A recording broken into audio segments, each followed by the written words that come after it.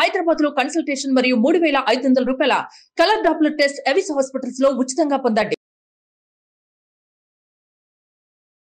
నమస్తే, మీరు చూస్తుంది సుమన్ టీవీ. నేను మీ కీర్తి. నాతో పాటు ఉన్నారు ప్రముఖ ఆధ్యాత్మికవేత్త డాక్టర్ అనంతలక్ష్మి అమ్మగారు. నమస్తే అమ్మా. నమస్కారం తల్లి. అమ్మా, ఇప్పుడు దసరా నవరాత్రుల్లో 2వ రోజు గాయత్రి అవతారం కదా, మరి ఈ అవతారం యొక్క ప్రాముఖ్యం గురించి, విశిష్టత గురించి మాకు తెలియజేయండి.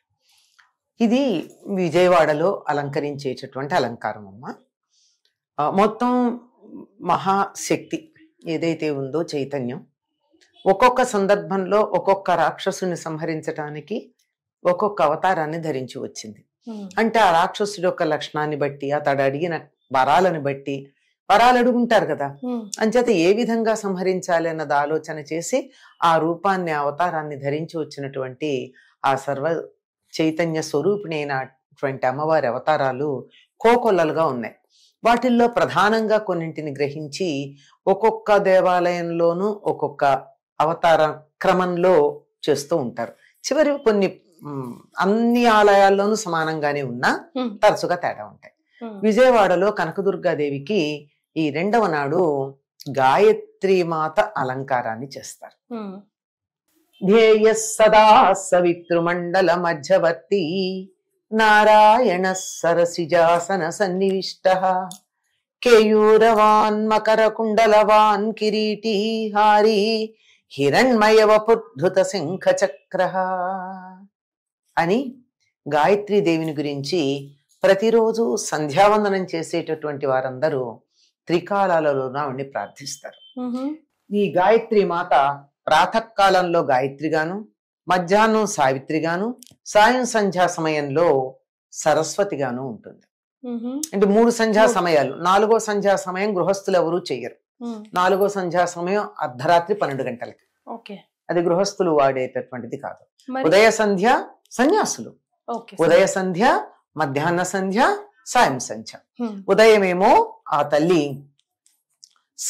గాయత్రి, మధ్యాహ్నం సావిత్రి, సాయంకాలం సరస్వతి. 3 కూడా గాయత్రీ దేవి యొక్క 3 రూపాలుగా, 3 భిన్నమైనటువంటి శక్తులుగా చెప్పబడుతూ ఉంటారు. ఈ రూపాలలో ఆవిడ ఉపాసకుల చేత ఉపాసన చేయబడుతూ ఉంటుందన్నమాట. ఈ గాయత్రీదేవి యొక్క శిరస్సు నందు బ్రహ్మ, హృదయంలో విష్ణువు, శిఖ పైన రుద్రుడు ఉంటారని చెప్తారు. అంటే ఒక గాయత్రి ఉపాసన గనక చేసినట్టయితే బ్రహ్మ విష్ణు మహేశ్వరులు ముగ్గురిని కూడా ఆరాధన చేసినటువంటి ఫలితం ఉంటుంది. ఈవిడికి 5 ముఖాలున్నాయి అంటారు. ముక్త, విద్రుమ, హేమ, నీల, ధవళ, ఛాయ. 3 ముఖాలు. 3 కాదమ్మా, 5 రంగులు. 5 రంగు. ముక్త అంటే ముచ్చపు రంగు. ఆ తర్వాత విద్రుమ అంటే పగడపు రంగు. ముక్త, విద్రుమ. హేమ బంగారు. నీలము, ధవళము తెలుపు. 5 రంగుల ముఖాలతో ఆవిడ ప్రకాశిస్తూ ఉంటుంది. గాయత్రీదేవికి 5 ముఖాలు ఉన్నట్టుగా మనం చూస్తూ ఉంటాం. ఈవిడ ఎలా ఉంటుంది అంటే 5 ముఖాలు కలిగి ఉండి శంఖం, చక్రం, గద, అంకుశం అనేటటువంటి 4 ఆయుధాలను చేతుల్లో ధరించి ఉంటుంది. శంఖం, చక్ర, గద వరుసగా చెప్పుకున్నాం కదా. పాశ, అంకుశాలు, పాశం కూడా ఉంది. వీటిని ధరించి ఆ గాయత్రీదేవి రూపం మనకి దర్శనమిస్తూ ఉంటుంది. గాయత్రిని వేదమాతగా చెప్తారు. వేదాధ్యయనం చేయడానికి ప్రధానమైనటువంటిది గాయత్రి మంత్ర ఉపదేశం. ఓం భూర్భువః స్వః. అది అవునమ్మా. అది 24 బీజాక్షరాలతో ఉంటుంది.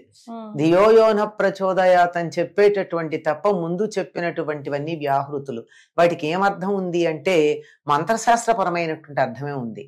నిజానికి గాయత్రిగా మనం ఆరాధించేటటువంటి దాంట్లో ఏ దేవత గురించి చెప్పుంది? ప్రార్థనలో అయితే చెప్పాం గాని ఈ గాయత్రి ముక్తా విద్రమహేమని ధవళ ఛాయ అనే గాయత్రి రూపాన్ని అక్కడ వర్ణించాం గాని మంత్రంలో ఏమీ లేదని బీజాక్షరాలే.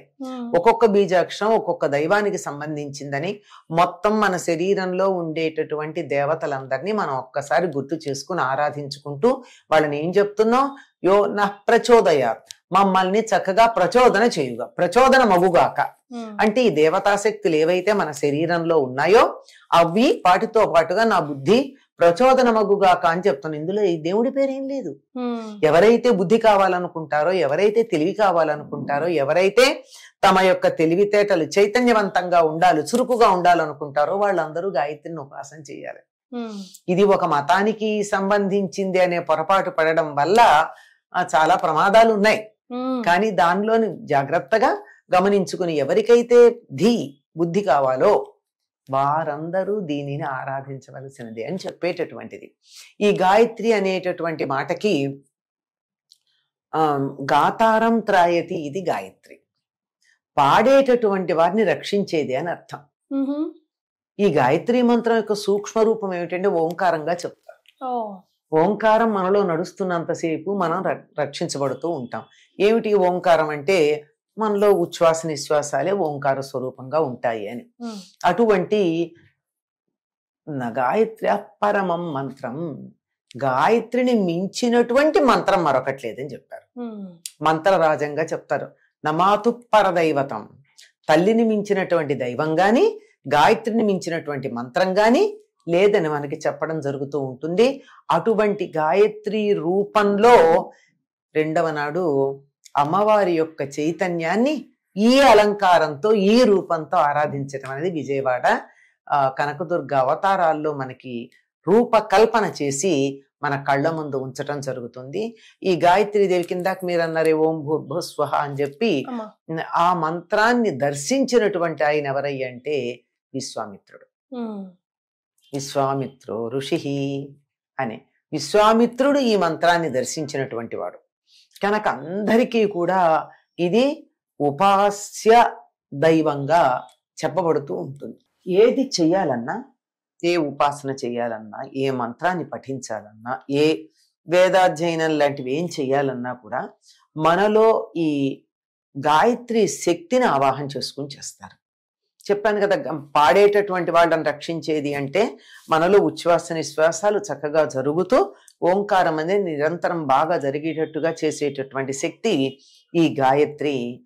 ఈ గాయత్రీ దేవిని ఆరాధించితేనే మనకి మిగిలినటువంటివన్నీ కూడా మంత్రాలు చదివేటటువంటి ధ్యానం చేసేటటువంటి శక్తి లభ్యమవుతూ ఉంటుంది. నిజంగా గమనించినట్టయితే ఈ గాయత్రి మంత్రం ఇందాక నేను చెప్పానే బీజాక్షరాలు ఉన్నాయి, ఇవన్నీ మనలోనే శరీరంలో ఉన్న దేవతా శక్తులు అని చెప్పుకున్నాం కదా.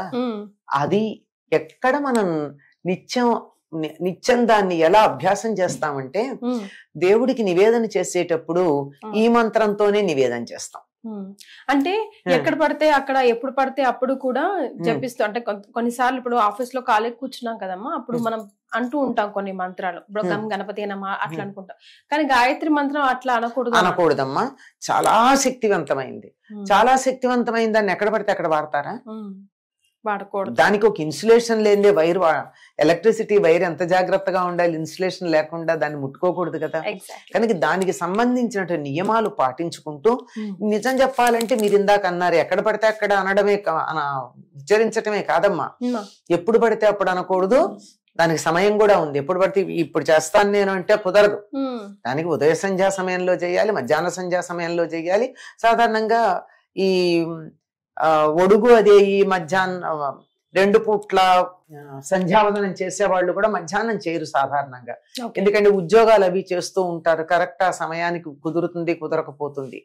అందువల్ల ఉదయమే దానికి సంబంధించిన ప్రాయశ్చిత్త మంత్రాలు ఏవో చెప్పుకుని చేసేసుకుంటూ ఉంటారు.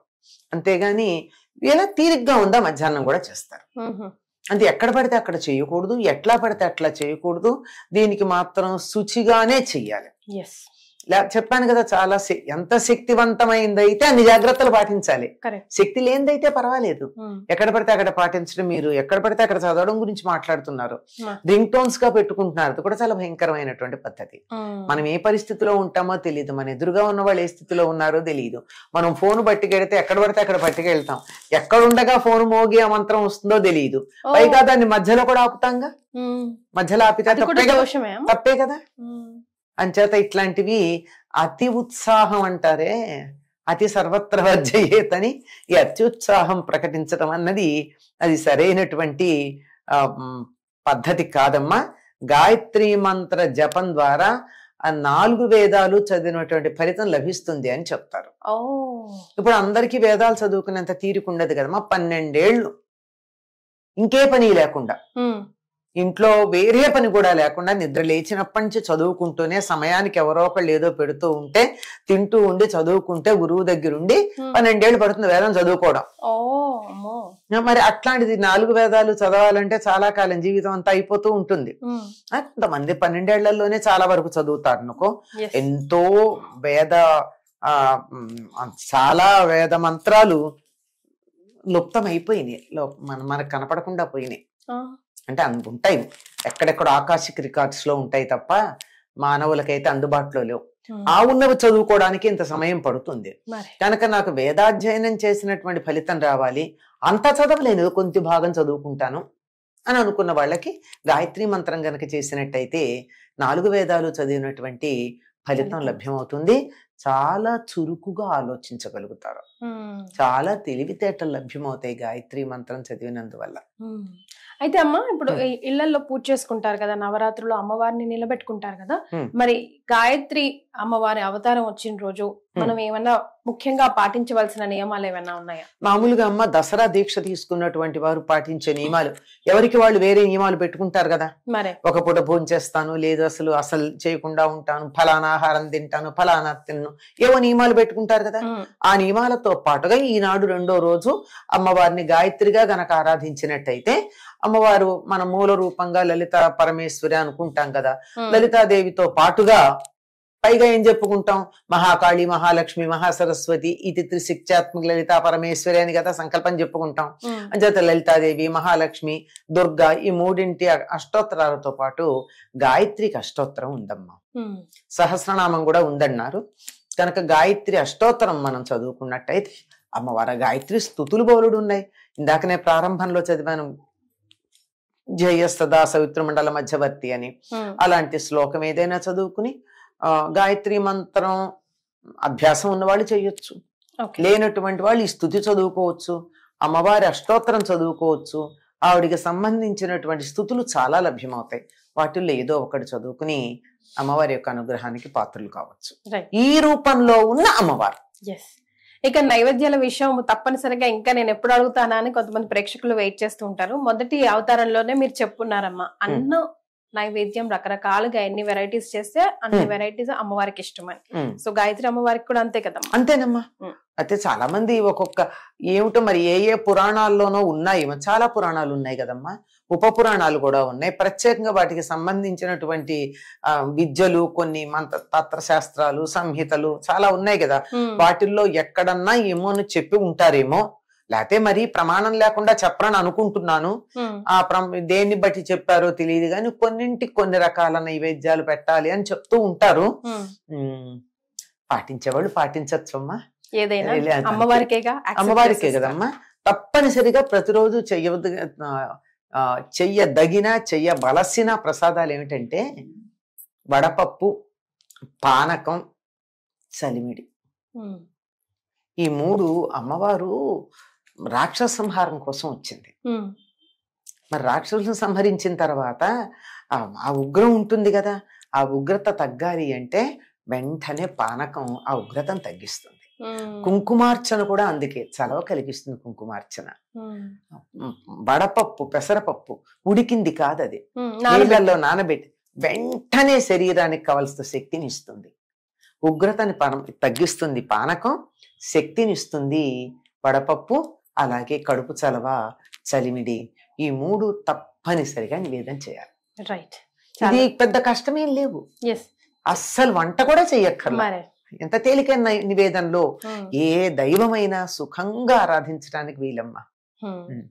చాలా సంతోషం అమ్మా. గాయత్రి అవతారం గురించి, విశిష్టత గురించి తెలియజేశారు. ధన్యవాదాలు. నమస్తే తల్లి.